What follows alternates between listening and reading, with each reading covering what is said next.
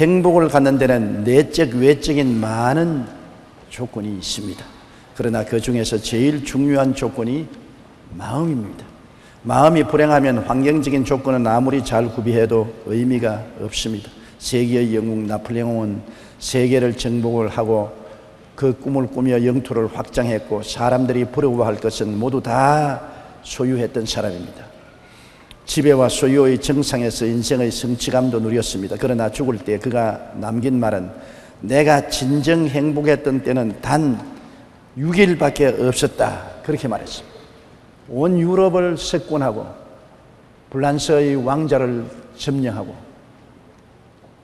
부귀와 영화를 한 몸에 누렸던 나폴레옹도 일평생에 행복한 날은 6회밖에 없었다고 했습니다. 그러나 헬렌 켈러는 듣지도 못하고 말하지도 못하고 보지도 못하지만 말년의 과거를 회상하면서 내 인생은 기쁘고 행복한 나날이었다고 말한 것입니다. 왜 그렇습니까? 인생의 행복은 소유와 지배가 아닌 마음에 있기 때문에 그런 것입니다. 헬렌 켈러는 마음의 행복을 찾았고 나폴레옹은 환경에서 행복을 찾았기 때문에 나폴레옹은 행복을 찾지 못하고 헬렌 켈러는 행복을 찾아 누릴 수가 있었던 것입니다. 첫째로 마음의 행복의 첫째 조건은 마음의 평안인 것입니다. 마음의 평안을 깨뜨리는 요소들이 이 세상에 많아요. 우리가 마음의 죄책으로 인한 양심의 고통을 가지고 있으면 평화가 없습니다. 저는 이런 자매님과 신앙 상담을 한 적이 있습니다.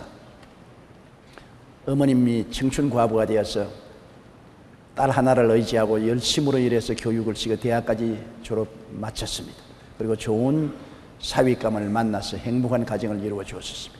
이제 어머니가 사위와 딸하고 함께 사는데 늘 딸이 어머니가 몸이 약하기 때문에 바깥에 출입을 못하고 어머니 곁에 있었습니다. 그런데 한 번은 사위가 해외 출장을 가게 되는데 자기 부인 보고 동행을 하자고 그러는데 그 부인은 어머니 걱정 때문에 동행을 하겠다고 쑥 나서지 못했습니다. 그런데 어머니가 야, 걱정하지 마라. 나는 아직까지요 건강이 있으니까 내 끓여 먹고 집 잘 볼 테니까 넌 남편 따라 출장 갔다 오느라고 혼면을 자꾸 했습니다. 못 내게 하는 그 딸을 강압적으로 출장을 따라가라고 했는데 남편과 부인이 출장을 갔다가 돌아오니까 집이 딱 잠겨 있어요. 아무리 두들겨도 대답이 없기에 열쇠공을 불러서 문을 따고 들어가니까 어머니가 세상을 떴습니다. 아무도 없는 집에 혼자서 세상을 떴습니다. 굉장히 충격을 받은 그 딸은 자기 때문에 어머니가 죽었으니 자기가 어머니를 죽였다는 것입니다. 자기가 남편 따라 해외 출장만 안 갔더라면 어머니를 돌보아서 살았을 것인데 자기가 집을 비워놓았기 때문에 어머니가 세상을 떠셨다. 그러므로 내가 어머니를 죽였다. 그 양심의 고통으로 견딜 수가 없어서 몇 번 자살을 시도했습니다. 고통스러워 견딜 수 없으니까 저에게 신앙 상담을 왔는데 제가 그 자매에게 한 말이 있습니다. 자매님, 지금 어머님이 살아났다더라도 자매님이 한 일을 보고 좋아할 것입니다. 어머님은 기뻐하시고 잘 갔다 왔다. 잘 갔다 왔다. 나는 기왕 나이가 들어서 죽을 때 죽었으니 그뿐이고 나는 내가 행복하게 남편하고 출장 갔다 온 거 잘했다고 칭찬할 것입니다. 어머니는 절대로 당신을 정죄하지 않을 것입니다. 하나님도 당신의 모든 죄를 예수 그리스도를 통해서 다 청산했습니다. 당신이 인생에 실수했다고 할지라도 예수님이 십자가에 몸짓고 피 흘려 그 죄를 다 청산했기 때문에 예수 그리스도 안에서 당신을 용서해 주었습니다. 하나님도 용서하고 어머님도 용서한 죄를 왜 당신이 용서하지 못합니까? 그것은 교만입니다. 하나님 앞에서 어머님 앞에서 용서를 받은 죄를 스스로 용서해 주고 당신을 용납하십시오. 그리고 기도하고 격려를 해 주었는데 그 양심의 고통에서 해방되고 나중에는 행복하고 기쁜 생활을 하게 된 것입니다. 마음의 평화가 깨어지면 불행하기 짝이 없습니다. 남편의 사랑을 받고 행복한 가정생활을 하면서도 양심의 극렬한 고통을 받으니까 그는 자살하려고 하는 것입니다. 행복의 가장 근원이 마음의 평화인 것입니다. 평안이 없으면 부귀 영화 공명이 무슨 소용이 있겠습니까? 이런 것이 행복을 갖다 주지 못하는 것입니다. 에레미야 예가 3장 39절에 살아있는 사람은 자기 죄들 때문에 벌을 받나니 어찌 원망하려고 말한 것입니다. 마음의 고통은 하나님 아버지의 사랑과 예수 그리스도의 보혈을 통하지 않고는 평안을 얻을 수가 없는 것입니다. 세상 법을 어기고 법적 조치를 당할 때도 굉장히 불행해합니다. 많은 신앙 상담을 오는 사람들이 고소를 당하거나 법정에 불려가거나 검찰의 조사를 받고 많은 고통을 가지고 제게 신앙 상담을 옵니다. 그들의 삶은 지옥 그 자체인 것입니다.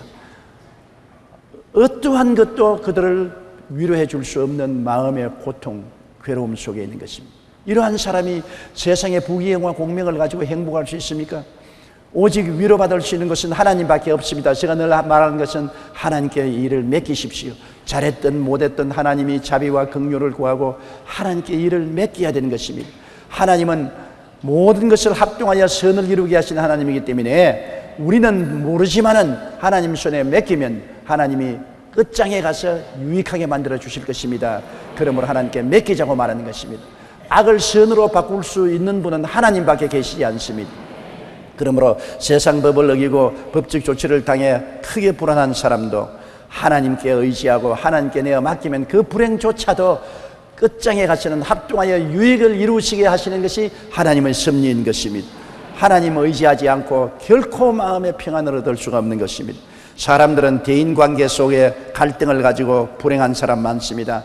가정의 남편과 아내가 서로 마음이 안 맞아 갈등을 가지면 결코 가정에 평안하지 않습니다. 부부간에 서로 싸우고 대결하면 남편이 마음의 평안을 잃어버리기 때문에 밖에 나와서 일이 손에 잡히지 않습니다. 부인도 마찬가지죠. 가사 일이 손에 잡힐 리가 없는 것입니다. 부부간의 갈등, 부모 자식 간의 갈등되어도 부모의 마음의 고통이 말로 다 할 수 없고 사회적인 갈등도 그렇습니다. 우리 한국의 사회가 불안한 이유가 왜 그렇습니까? 지역 간 갈등이 있고 계층 간 갈등이 있고 노사 갈등이 있어 서로 대결하기 때문에 사회가 불안하고 평안이 없는 것입니다. 이 갈등을 누가 해결할 수 있는 것입니까? 하나님의 아들 예수 그리스도만이 평안을 가져올 수 있는 것입니다. 갈등을 가졌을 때 자꾸 상대방 때문에 내 마음에 갈등을 가지고 있다고 생각하지 말고 내가 예수 그리스도 안에서 회개하고 그리스도의 평안을 가득히 가지고 상대를 대하면 내 평안을 상대에게 전달해 줄 수가 있는 것입니다. 그렇기 때문에 남이 내게 평안을 빼앗아간다고 말하지 말고 내가 마음에 평안을 가지고 상대를 포용하면 평안을 가져올 수 있는 것입니다. 이 평안은 예수 그리스도에 대한 은혜와 하나님의 사랑을 통하지 않고는 가져올 수 없는 평안인 것입니다. 또한 생활의 고통이 극심하면 마음에 굉장히 불안합니다. 직장을 잃을까 싶어 번뇌하고 있을 때 평안이 없지 않아요. 사업이 무너져가고 부도가 날 지경에 이르는데 평안이 있을 수가 있습니까? 우리의 마음속에 평안은 양심의 가책, 세상의 법적인 고통, 대인관계의 갈등, 생활의 고통이 있을 동안에는 평안이 없습니다. 이러한 모든 것을 극복할 수 있는 외적인 힘이 있어야만 한다는 것입니다. 물에 빠져서 허우적이며 죽어가는 사람이 자기 힘으로 물 밖에 나올 수가 없는 것입니다. 물에 빠져 숨이 답답해서 죽을 지경이고 배 속에 물이 가득해졌는데 어떻게 스스로 헤쳐나올 수 있습니까? 다른 사람이 와서 건져줘야 되는 것입니다. 누가 우리를 이 마음의 불안과 고통에서 건져줄 수 있습니까?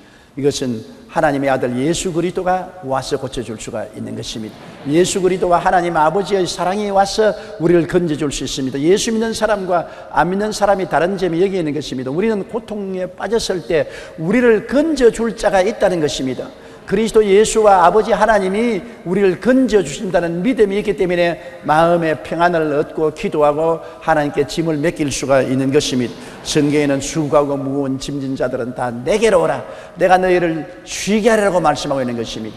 수고하고 무거운 짐을 진진 자들만 내게로 오라고 하는 것입니다. 수고하고 무거운 짐 없는 사람에게 오라고 말하지 않았습니다. 그러므로 어떠한 수고하고 무거운 짐을 가졌을지라도 짐을 가지고 있는 사람은 주님께 나올 수 있는 자격이 있는 사람인 것입니다. 주님은 그러한 사람들에게 내가 평안을 주겠다고 약속을 하신 것입니다. 여러분 시편 91편 1절로 6절에 보면 놀라운 하나님의 약속의 말씀이 있습니다. 지존자의 은밀한 곳에 거하는 자는 전능자의 그늘 아래 가겠다. 지존자의 은밀한 곳이 뭡니까? 하나님의 은밀한 곳은 예수 그리스도인 것입니다. 하나님의 은밀한 곳 예수 그리스도 안에 있는 사람은 전능자의 그늘 아래에 있겠다고 말한 것입니다. 지존자의 은밀한 곳에 거하는 자는 전능자의 그늘 아래에 거하리로다. 내가 야훼를 가리켜 말하기를 저는 나의 피난처요 나의 요새요 나의 의뢰하는 하나님이라니 이는 제가 너를 새 사냥꾼의 올무에서 극한 연병에서 건지실 것이미로다. 제가 그 기수로 너를 덮으시리니 네가 그 날개 아래 거하리로다. 그의 진실함은 방패와 손방패가 되나니 너는 밤의 놀램과 낮에 흐르는 살과 흑암 중에 행하는 연병과 백주에 황폐케 하는 파멸을 두려워하지 아니하리로다. 천일이 내 곁에서 만이 내 우편에서 엎드려지나니 재앙이 내게 가까이 오지 못하리로다. 얼마나 놀랍습니까? 여러분이 하나님을 여러분의 피난처라 하고 지존자로 거처를 삼으면 하나님께서 천사를 보내어서 여러분을 지켜 모든 길에 보호를 해 주시겠다고 약속하신 것입니다. 이러므로 하나님의 아들 예수 그리스도를 통해서 아버지의 품에 안기면 우리가 마음속에 평안을 누릴 수가 있는 것입니다. 의뢰할 때가 있기 때문에, 우리의 짐을 맡길 때가 있기 때문에 우리가 평안을 얻을 수가 있는 것입니다. 아무도 나를 도와줄 수 없고 아무도 내 손 붙잡아 이끌어줄 자가 없을 때 우리는 절망하는 것입니다. 더구나 시편 23편 4절에 보면 내가 사망의 음침한 골짜기로 다닐지라도 해를 두려워하지 아니할 것은 주께서 나와 함께 계심이라. 주의 지팡이와 막대기가 나를 안위하시나이다. 너무나 놀라운 말씀인 것입니다. 우리가 이 세상에 살면서 크고 적은 사망의 골짜기를 안 지날 수가 없어요. 인생 사는 자체가 고난이니까. 크고 작은 사망의 골짜기를 지나고 부모 형제 날 떠나고 아무도 나를 도와줄 자 없을지라도 성경에는 주께서 나와 같이 계신다고 말한 것입니다. 주님은 우리와 언약을 맺었습니다. 십자가의 보배로운 피로 언약을 맺었습니다. 예수 그리스도를 구주로 모시고 피를 의지하는 자는 결단코 떠나지 아니하고 버리지 않겠다는 언약을 주신 것입니다. 내가 사망의 엄침한 골짜기에 다닐지라도 주님이 함께 계시는데, 주님은 목자로서 지팡이와 막대기를 가지고 오십니다. 지팡이는 길을 열어주시고 막대기는 보호해 주시는 것입니다. 어떻게 길 잃어버린 처지에 있을지라도 주님은 길을 열어주시고, 어떻게 큰 원수가 와도 막대기로 막아주시는 주님이 계시기 때문에 마음의 평안을 누릴 수가 있는 것입니다. 우리가 마음에 평안이 있어야 행복의 기초가 될 뿐이에요. 평안이 있어야 문제 해결도 되는 것입니다. 성경에 주님은 나의 평안을 너희에게 주노라. 내가 너희에게 주는 것은 세상에 주는 것과 같지 아니하니라. 너희는 마음에 근심하지도 말고 두려워하지도 말라고 말씀하신 것입니다. 영국의 식민 정치가였던 세실 존 로즈는 건강관계로 남아프리카로 이주해 갔다가 그곳에서 다이아몬드 광산을 발견하고 큰 부자가 되었습니다. 그는 600만 파운드의 다이아몬드를 옥스퍼드 대학의 장학기금으로 기증할 정도로 부자였습니다. 한 번은 그가 잠시 영국에 귀환했다가 구세군의 2대 장군이었던 브람웰 부스 장군을 만나게 되었습니다. 부스 장군이 그에게 물었었습니다. 당신은 그분인데 그 돈을 가지고 행복합니까? 그렇지 않으면 행복하다고 생각하십니까? 하고 묻자 그는 침울한 표정으로 행복이랬네요. 행복이 어디 있어요? 그러자 부스 장군이 그에게 이렇게 말했습니다. 천하에 진실로 행복한 곳은 오직 한 곳뿐인데 그곳은 주님의 십자가 아래입니다. 왜냐하면 그곳에서만 우리의 죄를 용서받을 수 있기 때문입니다. 맞습니다. 예수 안에 들어와야 죄도 용서를 받고 하나님 아버지의 날개 아래 들어갈 수 있게 되고 하나님의 보호와 은혜를 받을 수 있기 때문에 평안한 것입니다. 그 속에 들어오면 죄책도 다 사함을 받고 세상의 법적인 고통을 당해도 합동하여 유익을 이루고 악을 선으로 바꾸는 하나님의 역사를 기대하고 믿고 의지할 수가 있는 것입니다. 그곳에 들어오면 이 세상에서 어렵고 고통스러운 문제도 해결받을 수 있고 의지할 수 있게 되는 것입니다. 우리 하나님 날개 아래 거하면 우리의 마음속에 참 평안을 얻고 평안이 있는 곳에 행복을 누릴 수가 있게 되는 것입니다. 톨스토이는 말하기를 사람들은 흔히 세속적인 행복을 찾다가 아무것도 얻지 못하고 기진맥진한 두 팔을 그리스도 앞에 내놓을 때 비로소 행복을 얻게 된다고 말했습니다. 일본의 유명한 신학자 우치무라 간지오도 인생의 행복이란 소유의 많고 적음에서 온 게 아니다. 하나님과 함께하는 삶 속에 진정한 행복이 있다. 아무리 많은 것들을 가졌다 해도 하나님과 동행하지 않은 사람의 생활에는 행복이 없다고 말한 것입니다. 여러분, 부귀영화 공명에 행복이 있다고 하는 사람은 속았습니다. 부귀영화 공명에는 행복보다도 더 많은 불만족과 고통이 따라오는 것입니다. 참 행복은 예수 그리스도 안에서 아버지를 섬길 때만 찾아오는 것입니다. 우리의 마음에 하나님 아버지와 예수께서 안주하실 때 비로소 마음이 풍족해지고 평안해지고 행복해지는 것입니다. 마음의 평안은 하나님께 의지 안 할 때는 없습니다. 돈이 의지할 곳이 못 됩니다. 지위나 권세가 의지할 게 못 됩니다. 세상의 부귀 영화가 여러분이 피난처가 되지 못합니다. 하늘과 땅을 지으시고 세계와 그 가운데 모든 것을 다스리시는 만군의 야훼 우리 아버지 하나님과 그 아들 예수 그리스도의 품 안에서만이 진실로 편안하고 행복해질 수가 있는 것입니다. 둘째로 감사하는 마음이 있어야 행복해지는 것입니다. 마음의 행복은 깨는 원망, 불평, 짜증, 탄식 등을 가지고 있으면 행복하지 않습니다. 사람들은 행복을 깨는 것이 원망, 불평, 짜증, 탄식이라는 것을 알고 있음에도 불구하고 자꾸 그 속에 들어가는 경향성이 있는 것입니다. 사람들은 자기에게 있는 것보다 없는 것을 바라보고 늘 불평합니다. 여러분, 사람들은 자기에게 있는 것을 계산하지 않습니다. 자꾸 없는 것을 계산합니다. 성경에는 있는 자에게는 더 주고 없는 자에게는 있는 것까지 빼앗겠다고 말한 것입니다. 우리에게 주어진 것을 생각하고 계산하고 감사를 할 줄 알아야 되는 것입니다. 여러분께서는 머리털로 덮여 있는 것 고맙게 생각하지 않지요? 나처럼 대머리가 한번 돼보세요. 여름에는 얼마나 뜨겁다고요? 겨울에는 또 얼마나 춥다고요? 모자를 쓰지 않으면 안 되는데 저같이 대머리가 되어보면 머리숱이 많은 것이 얼마나 감사한지 깨닫게 되는 것입니다. 요사이 한국의 이 모발을 잃어버린 사람들을 위해서 고쳐주는 시장이 1조 원이 된다는 것입니다. 머리숱이 없는 사람들, 머리를 나게 한다든지 이식하든지 가발을 쓰든지 하는 그 시장이 1조 원이 된다는 것입니다. 오늘 제가 이 자리에서 보니 여러분 다 머리가 새카만데 얼마나 행복합니까? 그것만 하더라도 여러분 얼마나 행복합니까? 머리털이 있는 것을 행복해야 되는 것입니다. 화상을 입어서 눈썹을 잃어버린 분의 간증을 들었습니다. 눈썹이 있을 때는 눈썹 고마운 줄 몰랐는데요, 눈썹이 없고 보니 비가 오면 물이 노박 눈으로 다 들어온다는 것입니다. 눈썹이 있을 때는 차일이 돼가지고 눈썹 물이 다 거리를 통해서 흘러나가 버리기 때문에 눈을 뜰 수 있는데, 눈썹이 없으니까 물이 눈을 노박 들어오므로 눈을 뜰 수 없다. 눈썹 있는 것을 얼마나 감사했는지 모른다 그랬습니다. 여러분, 눈썹 다 있죠? 그러니 고마울 수밖에. 들을 수 있는 귀가 있고 냄새 맡고 맛볼 수 있는 입이 있고 수족이 있으니 얼마나 감사합니까? 이것만 해도 우리가 하나님께 감사할 것이 얼마나 넘칩니까? 6.25 사변 이후로 한국이 얼마나 가난하고 어려울 때도 살았는데 지금은 너무나 잘 살지 않아요.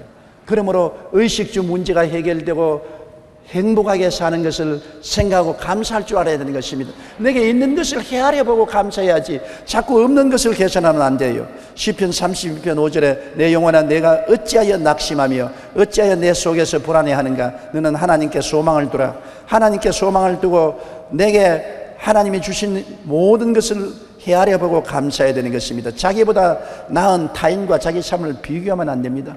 자꾸 다른 사람은 저렇게 키가 큰데 왜 나는 키가 작으냐? 다른 사람은 미년인데 왜 나는 이렇게 못생겼냐?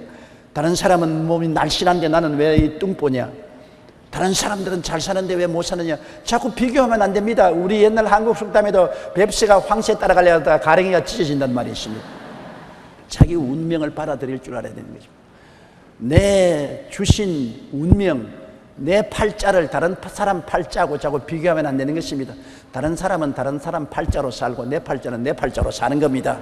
내 운명을 받아들이고 그 운명에 내가 충실할 때 행복을 가져오는 것입니다. 내 주어진 삶을 받아들이고 감사하고 거기에 충실할 때 행복을 가져올 수 있는 것입니다. 시편 37편 8절에 분을 거치고 노를 버리며 불평하지 말라 오히려 악을 만들 뿐이라고 말했습니다. 디모데전서 6장 7절로 8절에 우리가 세상에 아무것도 가지고 온 것이 없음에 또한 아무것도 가지고 가지 못하리니 우리가 먹을 것과 입을 것이 있은즉 족한 줄로 알라고 말씀하고 있는 것입니다.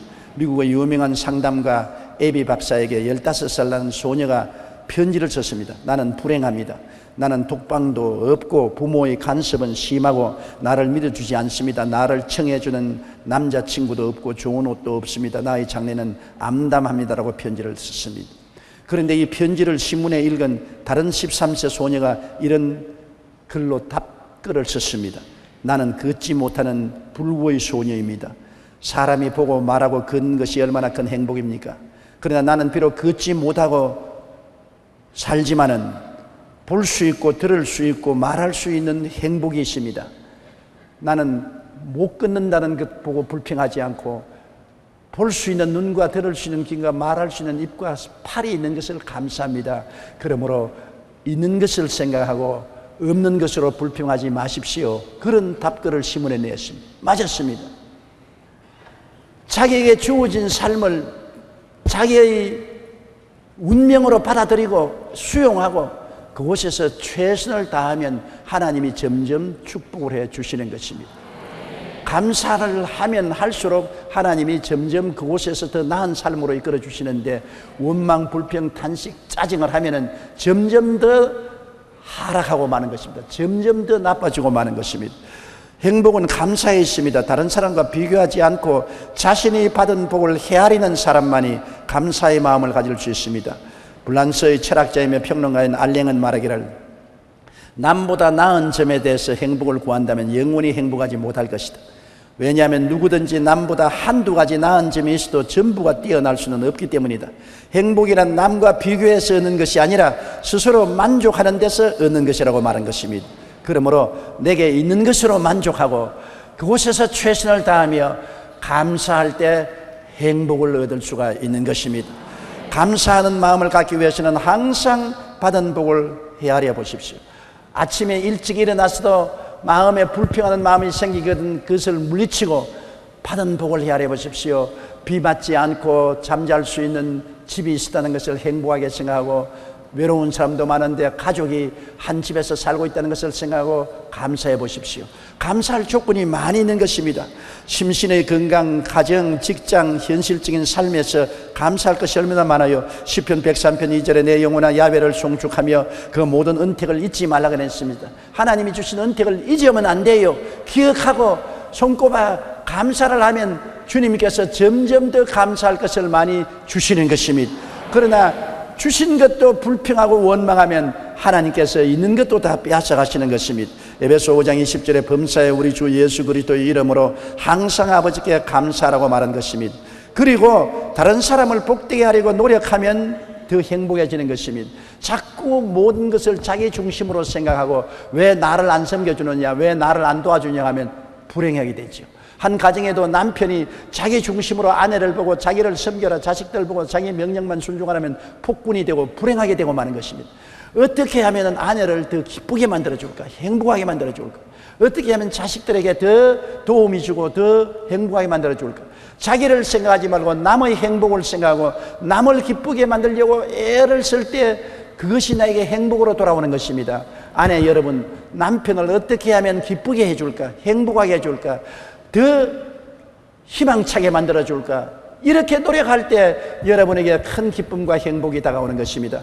남에게 주면 그것이 30배, 60배, 100배가 되어서 내게로 돌아오게 되는 것입니다. 자꾸 내가 받으려고 하면 있는 것조차 빼앗겨버리고 마는 것입니다. 그러므로 성경에는 즐거워하는 자들과 함께 즐거워하고 우는 자들과 함께 울라고 말한 것입니다. 끊임없이 우리는 이웃을 위해서 사는 우리들이 되어야 되는 것입니다. 많은 가정이 불행한 것은 이기주의자들이 모여서 그렇습니다. 자기만 섬겨달라고 하기 때문에 가정이 불행한 것입니다. 여러분, 이 세상에 내 마음에 꼭 맞는 사람들만 모여서 살지 못해요. 꼭 맞는 남편 만난 사람 별로 없어요. 꼭 맞는 아내 만난 사람 별로 없어요. 꼭 마음에 맞는 자식들 낳아서 기른 사람 별로 없어요. 이 세상에는 꼭 맞는 사람이 별로 없고 대개 다 안 맞고 뒤틀리고 부딪히는 세상인 것입니다. 그것을 들어서 자꾸 원망하고 불평하고 핥히고 하면은 상대도 못 살고 자기도 못 살고 피투성이 되는 것입니다. 주어진 세상이 이렇게 어려운 것을 그대로 내 팔자로 받아들이고 내 몫에 태인 것으로 받아들이고 감사하고 그곳에 봉사하고 섬기는 마음을 가지면 어려운 가운데 행복을 갖다 줄 수 있는 것입니다. 야, 조금만 더 참다가 더 좋은 부인을 만났으면 좋겠다. 불란서 사람들이 뽑은 존경하는 인물 중에 8년 동안 7번이나 1위를 차지했던 사람이 바로 아베 피에르 신부인 것입니다. 그는 빈민구호 공동체인 엠마우스 공동체를 창설해서 가난하고 소외된 사람들을 돌보는 데 앞장서고 있습니다. 이 피에르 신부님이 쓴 단순한 기쁨이란 책에 보면 이런 간증이 기록되어 있습니다. 한 신사가 자살 직전에 피에르 신부를 찾아왔습니다. 그는 자신의 가정적인 문제, 경제적인 파탄, 사회적인 지위의 실추 등을 들며 자신이 죽을 수밖에 없는 이유를 자세히 설명했습니다. 피에르 신부는 그 이야기를 다 들은 후에 고개를 끄덕끄덕하면서 충분히 자살할 이유가 됩니다. 일이 그렇게 되었으면 살 수가 없겠네요. 자살을 결심하게 한 것은 당연합니다. 자살하십시오. 그리고 덧붙여서 말하기는 하지만 죽기 전에 나 좀 도와주고 죽으면 안 되겠습니까? 내가 도움이 필요한데요. 그 신사는 뭐 어차피 죽을 건데 죽기 전에 신부님이 필요한다면 내가 얼마간 신부님을 돕도록 하지요. 그래서 요청을 수락했기 때문에 피에르 신부를 도와서 집 없는 사람, 불쌍한 사람을 위해 집을 짓는 일을 열심히 했습니다. 그리고 얼마 후 이렇게 고백했습니다. 만일 신부님께서 내게 돈을 주었든지 내가 살 수 있는 집을 지어 주었든지 무언가를 베풀었다면 나는 다시 자살했을 것입니다. 그러나 신부님은 내게 아무것도 주지 않았습니다. 오히려 도움을 요청했습니다. 나는 신부님과 같이 일을 하고 다른 사람을 섬기면서 내가 살아야 할 이유를 충분히 찾았습니다. 이제 나는 어떻게 사는 것이 행복하다는 것을 알게 되었습니다. 자기만 생각할 때는 꼭 죽어야 되겠다고 했는데 피에르 신부는 충분히 죽을 이유가 된다고 죽으라고 했습니다. 그러나 죽기 전에 날 좀 도와달라고. 그러니까 이판 잡은 사판인데 좀 도와주고 죽자. 그렇게 생각하고 자기 중심의 생각만 하고 자기만 바라보던 눈을 다른 사람을 바라보게 되고 다른 사람 중심으로 가난하고 헐벗고 굶주린 사람을 도와주고 집을 지어주고 하는 바람에 자기를 잊어버리고 다른 사람 봉사하는 곳에 참 만족과 행복을 느끼고 죽을 생각이 싹 사라져버리고 말한 것입니다. 사람은 자기만 바라보면 썩어지고 맙니다. 남을 바라보고 남을 도우면 맑고 밝고 환한 생명의 물이 흐르기 시작하는 것입니다. 데일 카네기는 행복할 수 있는 방법에 대해 이렇게 말했습니다. 행복의 유일한 방법은 감사를 바라지 않으며 남에게 주는 기쁨을 갖는 데 있음을 기억하라. 당신의 고민거리를 헤아리지 말고 당신이 받은 축복을 헤아리라. 다른 사람에게 흥미를 가짐으로 피곤한 자기 집중에서 벗어나라. 다른 사람의 얼굴에서 웃음을 띄울 일을 한 가지씩 하라. 프리올이라는 사람도 행복한 사람이 되고 싶거든 남을 기쁘게 하는 것을 배우라고 했던 것입니다. 우리가 다른 사람을 복되게 하려고 노력하면 감사하는 마음이 생겨납니다. 이 감사가 바로 행복으로 가는 지름길인 것입니다. 원망, 불평, 짜증, 탄식은 불행과 절망으로 가는 지름길이지만 감사는 행복으로 가는 지름길인 것입니다. 그러므로 항상 여러분 있는 것을 가지고서 감사하고 남에게 비교하지 말고 내 자신을 보고 감사하고 남을 기쁘게 하고 행복하게 만들어 주는 일을 하고 감사하는 여러분 되시기 바랍니다. 그렇게 할 때 행복이 다가오는 것입니다. 하나님과 이웃에 감사하는 말을 한다는 것 얼마나 좋습니까? 우리는 너무 감사하는 말을 안 해요. 성경에는 시편 50편 23절에 감사로 제사를 드리는 자가 나를 영화롭게 하나니 그 행위를 옳게 하는 자에게 내가 하나님의 구원을 보리라고 말한 것입니다. 하나님도 감사로 제사를 드립니다. 감사로 어떻게 제사 드립니까? 감사하는 말을 하고 감사하는 찬송을 드리는 것이 감사 제사인 것입니다. 이렇게 하면 하나님도 영화를 느끼고 하나님도 도움을 베풀겠다는 것입니다. 사람은 하나님의 형상과 모양대로 지음을 받았기 때문에 자꾸 감사하고 칭찬하고 기쁘게 해주면 굉장한 용기와 힘을 얻게 되는 것입니다. 여러분, 우리가 감사하는 말 조금만 애를 쓰면 할 수 있잖아요. 한 가정에도 남편이 부인 보고 고맙다고 말하고 잘하는 것을 칭찬해주면 부인이 어색해지고 힘이 생기지 않아요. 남편에게 감사하고 남편을 칭찬하고 자랑하게 하면 남편이 얼마나 용기 백배해서 열심히 일할 수 있잖아요. 어린아이들도 자꾸 쥐어박지 말고 용기와 힘을 주고 칭찬해주면 더 힘을 얻을 수 있잖아요. 우리 민족의 가장 단점은 감사할 줄 모르고 부정적인 생각을 하는 것이 우리 민족의 단점입니다. 서양 사람들은요, 밥 먹다가 숟가락 하나 전달해줘도 땡큐, 물 한 컵 줘도 땡큐, 늘 감사하는 겁니다. 우리는 숟갈 줘도 물 좀 다오, 물 한 곳 주면 그대로 봤습니다. 자기 아내가 물을 갖다 줘도 여보 감사, 남편에게도 여보 저 젓갈 좀 주세요, 젓갈 좀 감사합니다. 꼭 감사를 해요. 서양 사람들이 특성은 감사하는 데 있는 것입니다. 근데 우리는 감사를 안 하고 오히려 감사하면 저 뭐 잘못 먹었나, 저거 왜 저래 노색을 떠냐, 그렇게 하는 것입니다. 감사를 해야 돼. 길을 조금 비켜줘도 감사합니다. 조금 도움을 베풀어줘도 감사합니다. 숟갈 전해줘도 감사합니다. 물 한 컵 줘도 감사합니다. 감사로 제사를 드려야 되는 것입니다. 이는 하나님도 영화롭게 하고 감사를 받는 사람의 마음을 훈훈하게 하고 뜨뜻하게 만들어주는 것입니다. 그리고 그것이 행복을 갖다 주는 것입니다. 셋째로 우리가 행복하기 위해서는 관용하는 마음을 가져야 되는 것입니다. 용서하는 마음을 갖지 못하면 결코 행복하지 않습니다. 이 세상에 사는 사람이 다 완전한 사람이면 모르겠습니다만 모두 다 죄인들입니다. 모두 다 결점이 많고 허물이 많은 사람인 것입니다. 그렇기 때문에 용서해 주지 않고 그대로 자꾸 비난하고 공격하면 살아나갈 사람이 아무도 없습니다. 다른 사람을 벗기고 핥히고 흑칠하고 짓밟으면 살아나갈 사람 누가 있어요? 용서해 줘야죠. 부모가 자식을 키울 때 똥을 몇 섬을, 오줌을 몇 마를 발아냅니다. 똥 싸고 오줌 싸고 못되게 구는 것 부모가 자식을 오래 참고 용서하고 또 용서하고 돌보아 주어서 성인이 되지 않습니까? 우리가 성인이 되어 살아도 우리가 얼마나 실수를 많이 하는 것입니까? 서로 용서해주고 용서받아야 살게끔 되어 있는 것입니다. 주님께서는 마태복음 18장 28절로 35절에 이런 말을 했었습니다. 한 사람이 10,000달란트 빚을 졌습니다. 임금이 그를 불러와서 10,000달란트를 못 갚으니까 처자를 다 팔아서 10,000달란트를 갚게 하겠다고 하니까 이 사람이 통곡하고 울며 용서해달라고 사정을 하고 말미를 달라고 하며 임금이 불쌍히 여겨서 탕감해 주었습니다. 얼씨나 좋다고 춤추고 나오다가 밖에 나오니까 자기 친구 한 사람이 얼마 돈 안 되는 100데나리온 빚진 친구를 만나서 야, 빚 갚아라. 나 지금 돈이 없으니 말미를 좀 가겠다. 멱살을 잡고 당장 감옥에 갇혀버렸습니다. 그거를 본 다른 사람이 너무나 원통해서 왕에게 고발을 했습니다. 왕이 10,000달란트 용서해 준 그 사람이 불과 100데나리 빚진 친구를 돈 안 갚는다고 감옥에 쳐넣었습니다. 임금이 화를 내서 그놈 불러오너라. 너가 10,000달란트를 갚으라고 할 때 못 갚겠다고 통곡을 하고 울고 피를 흘려 용서해 줬는데 너도 너희 친구를 100데나리온 빚진 친구를 용서해 줘야 될 것이 아니냐. 이놈을 당장 감옥에 갇히어서 10,000달란트를 갚을 때까지 고생시켜라. 그리고 주님 하신 말씀이 너희가 이웃을 용서하지 않으면 하나님께서 너희도 이렇게 만들리라. 우리 마음이 감옥에 갇힌 사람 많습니다. 불행과 고통과 좌절과 절망과 슬픔의 감옥에 갇히는 사람 많습니다. 왜? 남을 용서해 주지 않기 때문에. 남편을, 아내를, 자식을, 부모를, 이웃을 용서 안 해주면 스스로 마음속에 감옥에 갇힙니다. 왜? 우리는 스스로는 하나님 앞에 얼마나 용서를 받았습니까? 십자가 밑에 우리가 서 보십시오. 우리의 죄를 짓고 불의하고 추악하고 버림을 받아야 마땅한 우리 자신을 주님이 십자가에 몸짓고 피 흘려서 용서해 주었습니다.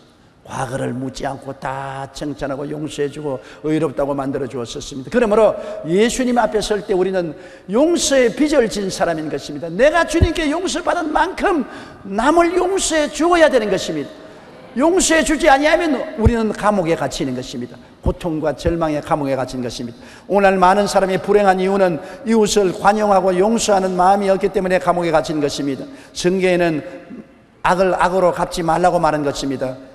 마태복음 5장 38절로 42절에 보면 또 눈은 눈으로 이는 이로 갚으라 하였다는 것을 너희가 들었으나 나는 너희에게 이르노니 악한 자를 대적지 말라. 누구든지 내 오른편 뺨을 치면 왼뺨도 돌려대며 또 너를 고소하여 속옷을 가지고자 하는 자에게 겉옷까지 가지게 하며 또 누구든지 너로 억지로 오리를 가게 하거든 그 사람과 심리를 동행하고 내게 구하는 자에게 주며 내게 구고자 하는 자에게 거절하지 말라. 관용하는 마음인 것입니다.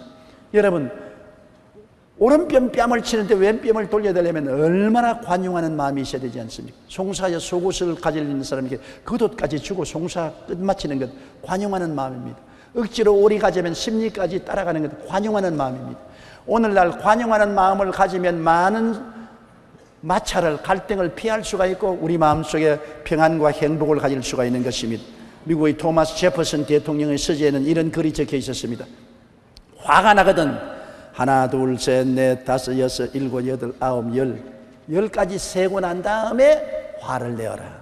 남을 죽이고 싶으면 그때는 100을 헤아리고 난 다음 그때도 죽을 마음이 생기면 죽여라. 대개 화가 날 때 열만 세면 화를 안 내게 되는 것입니다.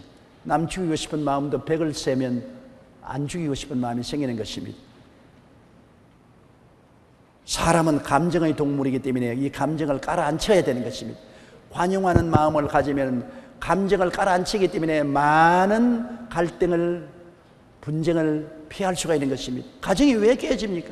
순식간에 분노가 생겨서 그 분노 가운데 상처를 입히는 말을 남편이 아내에게 하고 아내가 남편에게 아주 자존심이 상하는 말을 하면 가정이 깨어지지 않습니까? 순식간에 감정적인 말로서 깨집니다. 요사이 우리가 신문에나 텔레비에 보면 정치인들이 서로 비난하고 공격하는 것, 실제 사실을 가지고 하는 것보다도 감정적인 대립을 할 때가 많은 것입니다. 감정적으로 남에게 상처를 주고 고통을 갖다 줌으로 치유할 수 없는 상처를 입게 되는 것입니다. 이러기 위해서 우리가 관용하는 마음을 가지고 언제나 용서하고 포용하는 마음을 가져야 행복할 수가 있는 것입니다. 우리가 십자가 밑에 있는 나를 항상 생각하십시오. 나는 십자가 밑에서 얼마나 큰 죄 용서의 빚을 지고 있지 않습니까? 얼마나 내 죄가 심하기 때문에 우리 하나님의 아들 예수 그리스도께서 십자가를 걸머져야 됐습니까? 내 죄가 보통 죄가 아닌 것입니다. 영원히 지옥에서 멸망을 받아야 될 죄인데 이를 갚기 위해서 하나님의 아들이 사람으로 오셔서 십자가를 걸머지고 몸짓고 피 흘려 내 죄를 대속해 주셨다. 그러고도 주님께서는 자랑하지 아니하시고 제세하지 아니하시고 우리를 품에 품어주셨다.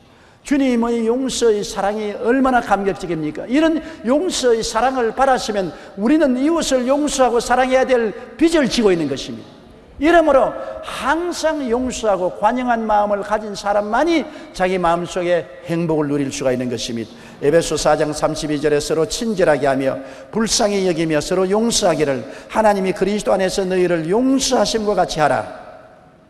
골로새서 3장 13절 누가 누구에게 불만이 있거든 서로 용납하여 피차 용서하되 주께서 너희를 용서하신 것 같이 너희도 그리하라고 말한 것입니다. 주님께서 용서해 준 것처럼 너희도 서로 용서하라. 너무 멀리까지 생각하지 마십시오. 우리 가정에서 당장 실천해야 되는 것입니다. 당장 남편을 용서하고 아내를 용서하고 부모를 용서하고 자식을 용서하고 형제를 용서하는 관용의 마음을 가지면 굉장히 행복을 가져올 수 있는 것입니다. 용서와 건강의 관계를 40년 동안 연구한 북캘리포니아 테도치 연구센터에서 내린 결론은 용서는 건강을 되찾아준다는 것입니다. 분노, 배신감, 상한 마음을 해결하지 못하고 관용하지 못하는 사람은 육체적, 정신적, 영적 고통을 일으키고 병에 걸린다는 것입니다. 루이스 B. 스메데스는 잘못을 저지른 사람들을 잘못에서부터 풀어줄 때 당신은 당신의 내면 세계에서 자라던 악성 종양을 제거하는 것이다. 죄수 한 명을 해방시켜 주었는가? 그 죄수는 바로 당신 자신이라고 말했는 것입니다. 관용하지 못한 사람은 마음이 고통의 감옥에서 벗어나지 못합니다. 넷째로 우리가 행복하기 위해서는 사랑을 실천해야 됩니다. 하나님은 사랑이십니다. 하나님은 태양과 같아서 온 천지를 비추는 것처럼 만민을 하나님은 사랑하시는 것입니다. 예수님은 십자가를 통해서 하나님 베푼 사랑을 보십시오. 하나님은 세상을 사랑했다. 얼마나 사랑했냐? 외아들을 주시기까지 사랑했다.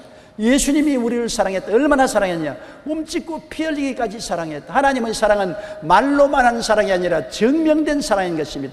사랑한다고 말하고 그 아들을 주셨고 사랑한다고 말하고 예수님은 몸짓고 피를 흘려서 우리를 구원해 주신 것입니다. 그렇기 때문에 하나님의 사랑은 말로 하는 사랑이 아니라 증명된 사랑인 것입니다. 우리도 진실로 사랑하기 위해서는 자기를 희생하여 이웃을 섬겨야 되는 것입니다. 하나님께서 우리 예수 믿는 사람들에게 주신 계명은 사랑하라는 것입니다. 구약시대 이스라엘 백성은 시내산에서 하나님과 선민 계약을 맺을 때 계약 조건으로 10계명을 지키라고 말했습니다. 내 앞에 다른 신을 두지 말라, 우상에 절하지 말라, 하나님의 이름을 망령되이 부르지 말라, 안식일을 거룩히 지켜라, 내 부모를 공경하라, 살인하지 말라, 간음하지 말라, 도둑질하지 말라, 내 이웃을 거짓 증거하지 말라, 내 이웃을 탐하지 말라는 10계명을 지켜야 하나님과 언약이 이루어진다는 것입니다. 우리는 예수 그리스도의 십자가 보혈을 믿음으로 구원의 언약을 맺은 사람인데 우리에게도 하나님이 계명을 주었습니다. 그 계명은 사랑의 계명인 것입니다. 요한복음 13장 34절로 35절에 새 계명을 너희에게 주노니 서로 사랑하라. 내가 너희를 사랑한 것 같이 너희도 서로 사랑하라. 너희가 서로 사랑하면 이로써 모든 사람이 너희가 내 제자인 줄 알리라고 말한 것입니다. 로마서 12장 10절에 형제를 사랑하여 서로 우애하고 존경하기를 서로 먼저 하라고 말한 것입니다. 사랑을 실천할 때 우리는 구원받은 사람으로서 계명을 지키는 것입니다. 구약 시대에는 10계명을 지켜야 하나님과 언약을 유지할 수 있습니다. 신약 시대 믿음으로 구원받은 사람은 사랑을 실천해야 하나님과 동행할 수 있습니다. 하나님은 사랑이기 때문에 사랑하는 사람에게는 하나님이 함께 계신 것입니다.